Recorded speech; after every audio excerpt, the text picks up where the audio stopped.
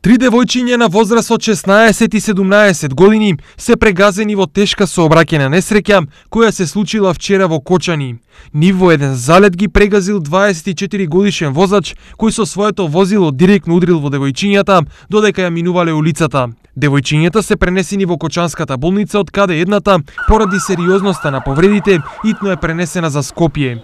Засега нема информации за типот на повредите. Најтешко повреденото девојче е на возраст од 17 години и истото е по потекло од село Саса.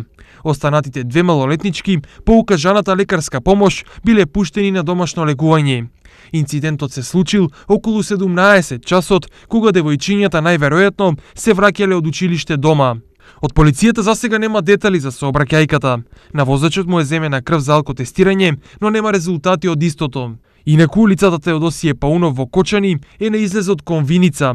Истата е слабо осветлена, а е позната како улица каде вообичаено се вози брзо. Дали така било и во конкретниот случај, треба да кажат резултатите од направениот увид.